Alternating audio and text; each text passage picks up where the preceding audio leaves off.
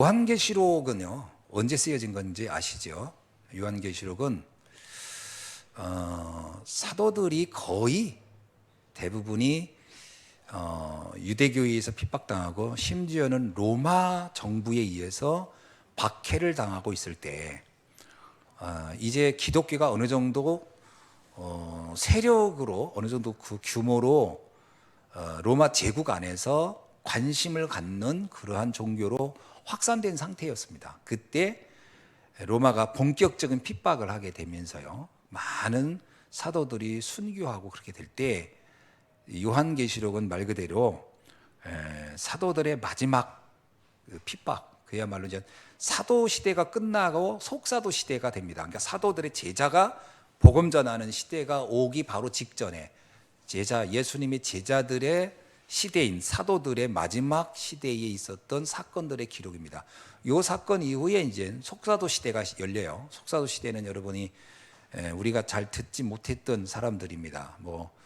그 바울의 제자, 베드로의 제자 이런 제자들이 이제 복음을 전하는 시대가 오는데요. 이때는 이제 사도 요한이 마지막 반모섬에서 이제 그 유배되어 있는 이때의 상황입니다.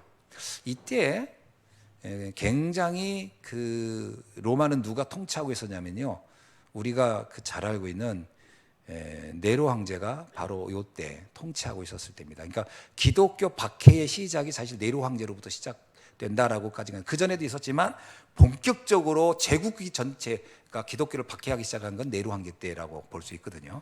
바로 이때에 이제 그 중요한 오늘 세례 요한에 의한 사도 요한에 의한 복음이 증거되는데요. 여기서 중요한 얘기가 이겁니다.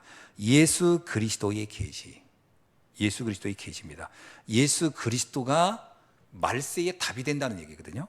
그리고 예언의 말씀을 읽는 자, 여기서 예언의 말씀이라는 것은 다른 얘기가 아닙니다. 예수 그리스도에 대한 복음에 관련된 복음서에 관한 내용들, 이렇게 이해를 하면 되겠습니다. 그래서 이 복음을 읽는 자, 복음을 듣는 자, 그 가운데 그것을 기록한 것을 지키는 자. 여기 지킨 자는 믿음을 지킨다는 말입니다. 그 말씀을 내가 믿음으로 붙잡고 끝까지 믿음을 지키는 자, 이런 뜻이에요. 자, 이런 사람들이 이제 진정으로 복이 있는 것이다. 자, 요 얘기를 하고 있습니다. 자, 오늘 제목이 뭐죠? 세계를 살리는 안테나랍니다. 안테나가 뭐죠? 안테나의 기능이 뭐냐면요, 방송국에서 보내온 주파수를 잡아가지고 정확하게 방송국에서 보내인 그 내용 그대로를 더 넓은 지역으로 보내주는, 확산시켜주는 역할을 하는 것이 안테나의 역할입니다. 그러니까 안테나가 중간에 없으면 방송국에서 보내온 전파는 그 더 멀리까지는 갈 수가 없겠죠. 그래서 중간에서 이것을 전달해 주는 겁니다. 정확하게 다른 것 전혀 섞이지 않고 오리지널 그대로를 더 똑같이 확산해서 전달해 주는 역할을 하는 게 안테나 역할이란 말이에요. 자, 그렇다면 가장 중요한 건 뭐냐면 정확한 언약을 전달해 주는 겁니다. 이게 안테나의 역할. 정확한 언약을 전달해 주는 거예요. 자, 그러면 우리가 안테나다 그러면 뭐예요? 내 생각으로 더 가미시키지 않고 복음 그대로를, 아주 순수한 복음, 원색적 복음을 정확하게 이해하고 정확히 알아듣고 정확하게 전달해 주는 역할을 해주는 게 안테나의 역할이다. 자, 예를 들면 그래서 안테나의 역할이라는 얘기는 얼만큼 주파수를 깨끗하게 잘 잡느냐 이거죠. 그래서 얼마나 언약을, 정확한 언약, 절대 언약을 내가 붙잡느냐라는 것이 핵심입니다. 그죠? 그거를 대충 잡아가지고는 전달해 줄 수가 없어요. 정확히 잡아야 돼요. 전달자는, 그러니까 우리는 우리가 하나님이 볼 때 우리가 안테나의 도구를 한다 할 때 우리는 그냥 기계는 아니잖아요. 기계면 가만히 있으면 되죠. 그게 아니고 내 입을 통해 전달해 줘야 되니까 내가 정확하게 듣고 정확하게 이걸 내가 이해하고 그것을 내가 잡고 또 정확하게 전달해 주는 일을 해야 돼요. 그러려면 요셉 같은 경우에요, 창세기 37장 1절로 11절에 보면 해와 달과 별이, 곡식단위, 이 이야기는 뭐죠? 하나님이 세계를 살리려고 정확한 언약을 가지고 우리를 불렀구나. 내가 그 일에 하나님 앞에 쓰임을 받아야 되겠구나. 이렇게 언약을 딱 자기가 이해한 거잖아요. 이게 중요한 안테나라는 거예요. 모세 같은 경우도요, 희생제사라는 그 답을 정확히 알았어요. 그거를 어떻게 모든 유사들에게, 장로들에게, 또 모든 백성에게 전달하라. 그것의 전달자는 누구냐면 모세예요. 모세가 삐뜩 잘못 전달하면 다 잘못되는 거잖아요. 모세는 그래서 하나님께 정확하게 말씀 잡고, 그래서 말씀을 받으면 그대로 거의 제자들에게, 그 유사들에게, 또 장로들에게, 전 백성에 전달하도록 그 안테나 역할을 잘했다라는 거죠. 사무엘도 마찬가지입니다. 사무엘도 그가 붙잡은 언약을 정확하게 전달해 주는 일을 했어요. 다윗도 마찬가지고, 엘리사도 마찬가지고, 다니엘도 마찬가지입니다. 다니엘이 뜻을 정했단 말은 뭐예요? 하나님이 내게 맡겨진 거, 나 절대 다른 거 가미하지 않고 내 나름대로 적당히 섞지 않고 그냥 순수하게 원색적으로 이 말씀, 내가 죽더라도 난 이거 전달해 주겠다. 이게 안테나의 역할을 잘했다라는 겁니다. 자, 그렇다면 우리가 내 입장, 내 처지, 내 생각 가지고 기준 가지고 섞는 게 아니라 하나님의 말씀을 정확하게 말씀을 언약으로 잡고 전달하는 일을 해야 된다. 이게 안테나의 역할이다. 아멘이죠? 왜 유목사님이 이렇게 맨날 우리를 훈련시키냐? 깨끗한 주파수를 붙잡아서 깨끗이 전달하라고. 딴 생각하지 말고, 다른 거 섞지 말고. 그래서 자꾸 복음 얘기할 때 원색적 복음, 뭐 그런 얘기 많이 하잖아요. 순수한 복음, 그죠? 엘리야, 에레미야, 세례 요한, 선지자 중에 이런 거 섞지 말고 오직 예수는 그리스도. 그거 전달하라는 거예요. 오직 예수는 그리스도, 하나님의 나라, 성령의 역사. 이것이 우리가 전달할 내용이에요. 그게 다른 거 율법적인 거 뭐 이런 거 섞지 말라는 거예요. 안테나의 역할 깨끗하게 됩니다. 주파수 시끄러우면요 못 듣습니다. 막 지지직거리고 잡음 섞이면 못 들어요. 짜증나서. 깨끗하게 전달해 줘야 돼요. 이게 안테나의 역할이다. 자꾸 우리 간증 같은 거에서 무섭다고 하잖아요. 유목사님 간증 들으면 전부 다 자기 얘기야. 자기 잘나니. 그러지 말라는 거. 그리스도만 높여야 돼요. 그리스도만 드러나야 돼요. 그러니까 우리도 자칫 잘못하면요, 기독교 방송 이런 거 들어보면 결국 자기 열심, 자기 자랑하는 경우가 많거든요. 그 복음 아닙니다. 그죠? 나의 나된 건 오직 하나님의 은혜로다. 그래서 바울은 진짜 바울의 서신을 읽어보면 참 깨끗하구나. 바울이 자기가 잘났다라는 게 하나도 없어요. 오직 하나님이 나를 쓰셨다. 자, 두 번째. 이 언약을 잡았다라는 말이 뭐겠습니까? 이거에 대해서 내가 확신이 있어야 돼요. 그죠? 나부터가 확신이 있어야 돼요. 그 증인이 된다는 거예요. 증인은 목격한 자라는 뜻이잖아요. 그래서 절대 언약, 정확한 절대 언약을 잡았다 이 말은 뭐냐면요, 그 말씀에 대한 확신이 있어야 돼요. 그리고 그거에 대해서 깨끗한 증인으로 돼야 돼요. 증인. 아멘. 자, 두 번째는 뭐냐면, 안테나의 두 번째 역할은 뭐냐면 이 보호자의 능력의 흐름이 안테나다라는 얘기를 하는데, 이게 무슨 얘기냐면요, 내 상황이 어떠하든지 상관없이, 내 상황이 어떤 처지에 있든지 상관없이 이걸 증거하는, 깨끗하게 복음 전하는 일에 우리가 헌신해야 됩니다. 무슨 얘기인지 아시죠? 이 언약을, 정확한 언약을 아는 사람은 그가 노예 중에 있다 하더라도 거기에 타협하지 않아요. 요셉 보세요. 요셉은 노예로 갔는데 노예라고 해가지고 거기서 구질구질하게 막 살려고 하고, 야, 그러지 않습니다. 깨끗하게 복음 전해요. 왕한테 그러잖아요. 하나님께서 왕을 사랑하여 나한테, 내가 꿈을 잘 꾸거나 꿈을 해석을 잘하는 게 아니다. 하나님이 임금님을 사랑해서 정확하게 이 복음 전하라고 한다. 이게 굉장히 중요한 거예요. 노예로 가든지 어디에 갔든지. 다니엘 보세요. 에스더 포로 중에 가서도요, 뜻을 정하고요, 전에 행하던 대로 하루에 3번씩. 그러니까 어떤 형편에 상관없어요. 심지어는 내가 사자굴에 던짐을 받아도 그리 아니하실지라도 내가 죽는 날이 있어도 나는 이 복음 전하겠습니다. 이게 안테나의 역할이에요. 어떤 형편이 와도, 어떤 상황이 와도 변함없어야 돼요. 근데 우리 잘못하면, 좀 어려움이 오거나 힘이 들면요, 아유, 뭐 신앙생활이 해서 뭐하냐. 도대체 신앙생활이 거의 내 형편 따라서, 그러니까 내 형편 좋으면 전도 뭐 전도 해볼까? 형편 어려우면 아이고 못해요 힘들어서. 무슨 뭐 안테나가 그때 달라요. 안테나는 변함이 없어야 돼요. 그죠? 언제든지 천둥이 치든 벌개가 치든지 전달할 건 전달해 줘야지. 오늘은 천둥 쳐서 안 하고 내일은 번개 쳐서 안 하고 뭐 오늘 비 와서 안 하고 내일 눈 오니까 안 하고 아니 그런 게 어디 있어요. 어떤 상황에 어떤 형편이 있든 상관없이 그 말씀의 흐름을 정확하게 전달해 주는 일을 해야 된다.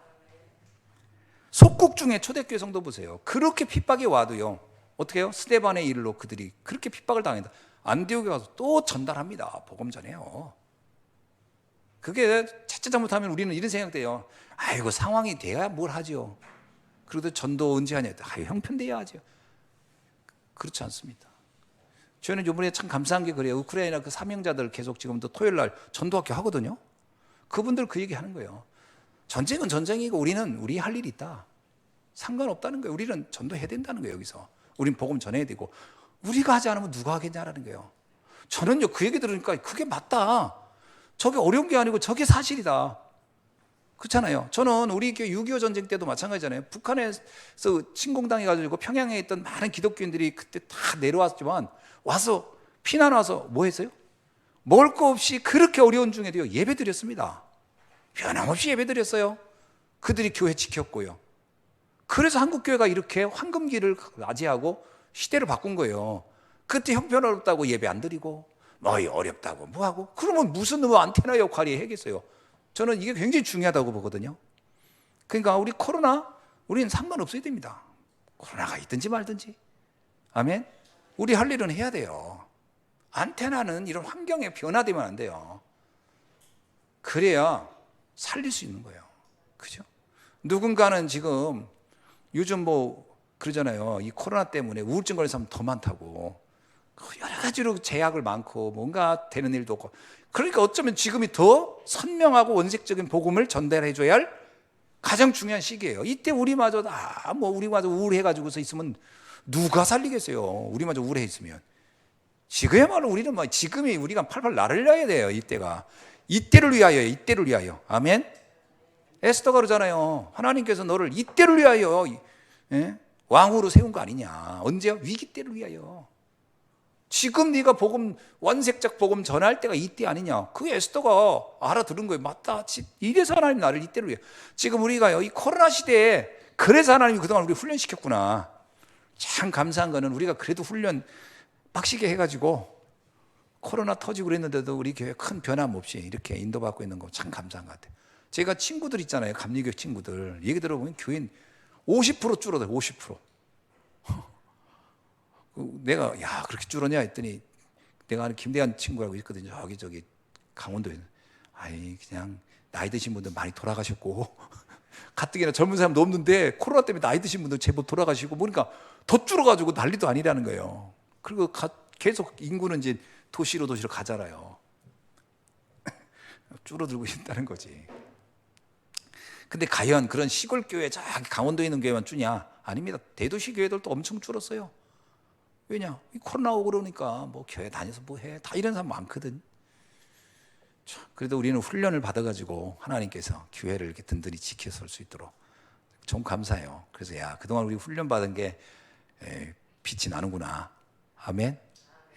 근데 그 정도가 아니고 그 정도 이상으로 우리가 이 시대에 이러니까 더욱 우리가 현장에서 복음 전해줘야 된다. 여러분 지금 사람들이 더 많이 힘들어할 때 아닙니까? 그때를 위하여 주님이 지금 우리를 그동안 훈련시켜 주신 것이다. 자, 그럼 세 번째입니다. 우리가 이 복음을 정확하게 붙잡고 있으면 미래가 보인다는 거예요. 미래가. 그래서 뭐냐면 반드시 오늘 1절에 나오잖아요. 반드시 속히 일어날 일들을 그 종들에게 보이시려고. 미래 어떻습니까? 미래. 우리의 미래는 어떨 것 같아요? 마태복음 24장 1절로 25절에 보니까요. 미래 마지막 때는요. 전쟁과 난리가 도처에서. 이게요 미래입니다. 미래는 어떻다는 거예요? 세상은 미래를 굉장히 파라다이스가 올 거라고 말하잖아요. 좋은 시대. 근데 실제로 보세요. 미래는 암울합니다. 누가 그러더라고요. 요즘 여기 러시아 전쟁 일어난 거 보고 아니 이 백주 대나라에 21세기에 이렇게 전쟁이 날 줄 누가 상상해놨냐고. 아무도 전쟁이 날 거라 상상 못했다는 거예요. 근데 일어납니다. 일어납니다. 그러니까 누가 그러더라고. 우리나라도 전쟁이 일어나지 말라는 법 없다고. 어떻게 될지 모른다는 거예요. 그러니까 이게 우리 미래는 파라다이스가 아닙니다. 그래서 우리가 뭐 해야 된다고요? 복음 전해야 돼요. 인간의 양식, 교양, 인문학 발달하고 그동안에 세계 학문의 발전사를 보면 세계 1차 대전을 겪고 나서 인문학이 엄청 발전했어요. 야, 인간이 왜 이렇게 이 비참하고 어리석은 짓을 했을까? 그렇게 발전했어요. 그런데 얼마 있다 또 일어났어요, 전쟁이. 그러니까 2차 세계대전 끝나고 나서요, 전 세계 학문에 어마어마한 발전을 했어요. 우리는 다시는 이런 전쟁을 안 할 것이다. 그래서 세계 무슨 유엔도 창설하고 무슨 창설하고 막 조직 만들고 어마어마하게 했어요. 근데 지금만 보면 말짱 도루묵이에요. 그 힘 없습니다. 전쟁 또 일어나요. 인간이 가지고 있는 그 의지, 인격, 노력, 힘 없습니다. 못 막아놔요. 이 재앙을 못 막는다니까. 우리의 미래를 우리가 봐야 돼요. 미래는 어떻다? 재앙이 계속 올 것이다. 그래서 답은 그리스도밖에 없어요. 왜 복음이냐? 사람들이 인격이 훌륭하고 교양이 있고 교육을 가리키면 앞으로 점점점 싸우지 않고 좋은 세계가 올 겁니다. 그러면 복음은 사실 빛을 낼 필요가 없을 거예요. 복음은 점점 희미해질지도 몰라요. 그죠? 근데 그렇지 않아요. 아무리 인간이 똑똑한 것 같아도 복음이 아니고서는 안 된다는 겁니다. 인간은 결국 타락한 존재예요. 로마서 3장 4절인가 나오죠? 사람은 거짓되고 하나님만 참되도다. 인간은 다 거짓된 겁니다. 방법이 없어요. 인간에겐 소망이 없습니다. 그래서 정확한 복음 전해야 돼요. 이게 안테나의 역할인 겁니다. 왜 복음이냐? 2000년 전 복음이 왜 지금도 여전히 복음이어야 되냐? 인간은 똑같기 때문에. 그때나 지금이나 똑같기 때문에. 그래서 예수님께서 사도행전 1장 1절로 8절 감람사입니다 불러놓고서 40일 동안 하나님 나라의 일을 왜 그렇게 강조했을까? 하나님이, 예수님이 왜 이렇게 강조했죠? 하나님의 나라가 아니면 안 된다는 걸 알았기 때문에. 어느 시대나. 그래서 요한은 이렇게 얘기합니다. 반드시 속히 일어날 일들을 놓고 우리에게 말씀을 주셨다는 거예요. 그래서 3절이 답입니다. 이 예언의 말씀을 읽는 자, 듣는 자, 지키는 자가 복이 있도다. 이게 결론입니다. 다른 길 없어요. 말씀을 읽고 듣고 지키는 것에 답이 있습니다. 그거 외엔 다른 길이 없다. 그래서 결국은 이 요한계시록 1장 1절로 3절의 내용을 이제 그 뒤는 풀어간 거예요. 이 예언의 말씀이 과연 뭐냐? 그래서 쭉 푼 겁니다. 나중에 그래서 새하늘과 새 땅이 어떻게 오냐? 이 그리스도 안에서 거룩한 새 옷을 입으면 그 날이 오는 것이다. 그 날을 준비하는 것이다. 그겁니다. 그 이전에 많은 비유도 많고 여러 가지 상상할 수 없는 수만 가지 일들이 이야기하는데 그 이야기의 핵심은 뭐죠? 결국은 시대의 재앙과 저주가 계속 온다는 얘기예요. 요한계시록은 계속 그 얘기입니다. 저주 재앙이 계속 온다는 거예요. 이렇게도 오고 저렇게도 오고. 마지막에 희망은 뭐다? 그리스도 안에서 새하늘과 새 땅이 도래해야 되는 것이다. 그 방법은 뭐다? 말씀밖에 없다. 이걸 알면 우리는 흔들릴 이유가 없어요. 혹시 이런 생각이 있습니까? 에휴, 복음 그거 다 옛날 얘기지. 지금 복음이 필요하겠어요? 혹시 이렇게 생각하는 분이 있습니까? 랩런트들은 간혹 그렇게 생각할지도 몰라요. 아유, 고리따분하게 엄마 또 복음 얘기냐고. 아유, 그거는 옛날 얘기들, 옛날 사람들 얘기고. 지금 그 복음이 뭐 필요해? 지금 얼마나 앞서가는 시대인데. 네, 그게 착각입니다. 아무리 발전해도요, 인간의 저주와 재앙은 똑같아요. 반복되어 옵니다. 그래서 우리는 흔들리지 않는다는 게, 오직 복음 아니면 안 된다는데 답을 내는 거다. 자, 결론입니다. 세계를 살리는 것은 하나님의 뜻인 거죠. 아멘. 세계는 결국은 누가 잡고 있죠? 에베소서 6장에 나와요. 사단이 모든 세계의 권세자들을 악한 영들이 다 잡고 있다. 세상 신이 세상을 잡고 있다니까요. 그러니까 이게 저주 재앙이 안 올 수가 없는 거예요. 유 목사님이 이번에 얘기했잖아요. 사단이 권력자 잡으면 저게 전쟁이 일어나는 거예요. 지금 미국에서 제일 걱정하는 것이 핵폭탄 터지는 거더라고요. 지금 그 미국의 그 정보력이 대단한 것 같아요. 우크라이나를 러시아가 반드시 쳐들어갈 거라고 했을 때 다른 나라 사람들은 안 믿었어요. 근데 미국은 쳐들어간다. 전체 군대 동향이나 이걸 딱 보고 통신을 딱 감청해 보니까 전쟁하려고 준비가 다 끝났다 라고 하고 준비해라 했던 거예요. 근데 지금 미국이 무슨 얘기가 하세요? 쟤들 핵폭탄 쏜다. 핵폭탄 쏠 거다. 준비하라. 그 얘기를 하는 거예요. 이게 참 우리가 생각할 때 에이 그럴까? 근데 실제로 쏠 거라는 거예요. 어떻게 쏘냐? 히로시마 나가사키 떨어진 거 그렇게 큰 거를 쏘지 않고 작은 거 소형 폭탄 한 도시 정도만 이렇게 한 지역 한 구역만 싹 죽일 수 있는 그런 거 쏠 거라는 거예요. 이게요 우리가 이런 걸 보면 뭐냐면 이 시대가 이게 흑암이 장악하면은 권력자를 장악하면 이런 일들이 일어나는 거예요. 무서운 일이잖아요. 사람이 그러더라고요. 칼을 갈잖아요. 계속 갈면 언젠가 쓰고 싶다는 거예요. 이게 정말 효과가 있나 이렇게. 칼을 계속 갈아놓으면요 뭔가 쓰고 싶어요. 물을 쓸든지 호박을 쓸든지 뭔가 쓰고 싶은 건데 무기라는 게 저렇게 만들어 놓으면 언젠가 쓰고 싶다는 거예요. 자기들이 난감해지면 그걸 반전을 하기 위해서 쓴다는 거지. 안 쓰는 무기가 어디 있냐는 게 결국 다 쓰지. 이게 흑암이 장악하기 때문에요 희망이 없습니다. 그래서 하나님은 우리한테 말한 거예요. 세계복음화 해야 된다. 저 지도자들 속에 복음이 들어가야 돼요. 요런 그 푸틴 대통령이 이번에 얘기하는 거 봤어요? 그 러시아 사람들 다 모아놓고 강연할 때 무슨 얘기인지 아세요? 성경 구절 예를 들어서 그 강의했어요. 뭐라고 했죠? 형제를 위해서 희생하는 것이 이거보다 더 큰 사랑은 없다고. 우리는 지금 그 우크라이나를 쳐들어간 것이 형제를 사랑하기 때문에 그들을 살리려고 가서 지금 싸우는 거라는 거예요. 이야, 난 그 얘기 보고요. 그 예수님 당시에도 마귀가 예수님한테 와서 유혹할 때 성경 구절 갖다가 하고 했잖아요. 원래 이 악한 자들이 쓸 때는 가장 잘 쓰고 잘 사용하는 도구가 성경이구나. 성경 갖다 쓸 수 있다는 거예요. 사람을 죽이면서도 성경 구절 가지고 정당성을 확보하고 죽이잖아요. 그 유목사님 얘기가 딱 맞아요. 한 명을 죽이면 살인이지만 다수를 죽이면 영웅이 되는 거라고. 많이 죽여놓으면 영웅이 되는 거라는 거예요. 이게 얼마나 악한 겁니까? 이게 흑암이 장악했기 때문에 세상이. 그래서 하나님의 창조 역사 이후로 하나님이 한 번도 변함이 없었던 게 있어요. 그게 뭐냐? 세계복음화입니다. 모든 곳에 복음이 들어가야 돼요.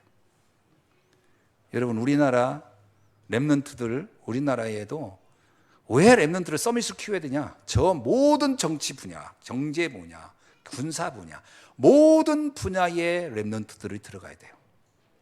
전 세계 렘넌트들 복음 들고 모든 영역에 들어가야 됩니다. 특히 제가 보기엔요 엘리트 현장에 복음이 정말 절실해요. 복음 없는데 똑똑하다 그거같이 무서운 게 없어요. 자기 합리와 자기 논리 정확해. 원래 복음 없는데 똑똑한 사람들이 세상을 다 재앙으로 만들었어요. 왜? 지가 다 제일 똑똑하다는 거야. 지가 제일 낫다는 거야. 자기 생각이 다 옳다는 거야. 이거같이 무서운 게 어디 있어요? 근데 복음이 없어. 그럼 무서워지는 거예요. 그래서 세계복음화 해야 됩니다. 렘넌트 키워야 돼요. 모든 분야에 파송해야 됩니다. 그런데 여기서 우리들이 가지고 있는 한계가 있는 거예요.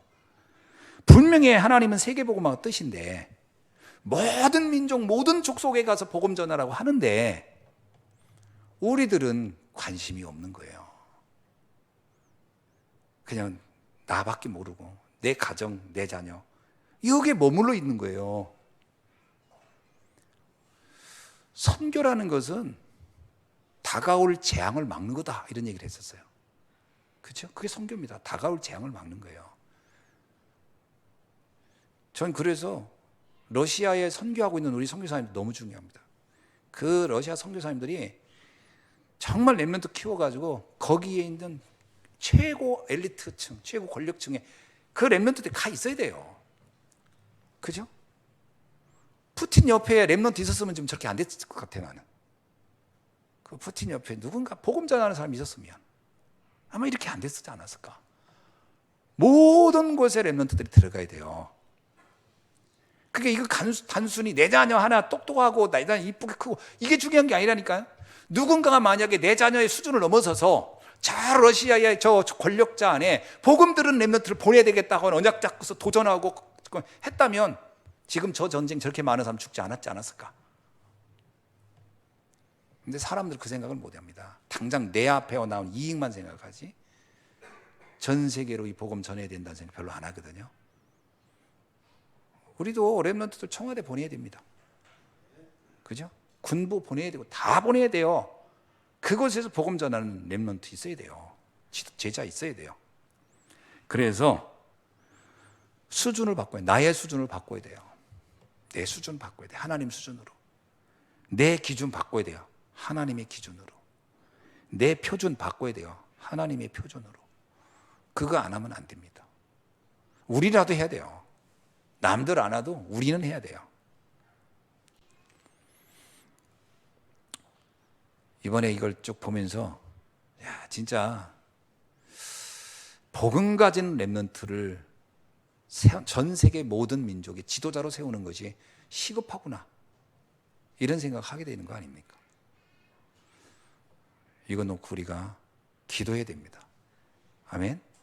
예, 그래서 기도해야 돼요. 저는 한나가 사무엘을 생각해냈다는 것은 나시린의 그 지도자가 필요하다고 생각해냈다는 것은 정말 이건 기적 같은 일이에요. 그게 바로 한나의 기준이 바뀐 거예요. 수준이 바뀌었고 표준이 바뀐 거잖아요. 우리도 이렇게 바뀌어야 된다. 오늘 이 언약 붙잡고 세계 살리는 안테나, 우리 여러분이 바로 그 안테나의 역할을 끝까지 감당할 수 있기를 주님의 이름으로 축원합니다. 기도하겠습니다. 하나님 감사합니다. 오늘 주신 말씀 붙잡고 우리가 세계 살리는 안테나가 무엇인지 다시 한번 말씀을 통해서 깊이 있게 깨닫게 하여 주셔서 감사합니다. 정확한 언약을 원색적이고 순수하게 증거할 수 있는 안테나의 역할을 감당케 하여 주시고, 특별히 무엇보다도 전 세계 모든 민족, 모든 종족, 특별히 저 엘리트 현장까지 이 복음이 증거될 수 있도록 인도하여 주시며, 이 복음을 증거할 제자를 세워 파송할 수 있도록 하나님 역사하여 주옵소서. 우리가 이것을 언약을 붙잡고 기도하게 하여 주시며, 이것을 놓고 정말 도전하며 응답받아가는 우리 예수안교회 성도님들이 되게 하여 주옵소서. 살아계신 주 예수 그리스도의 이름으로 기도하옵나이다. 아멘.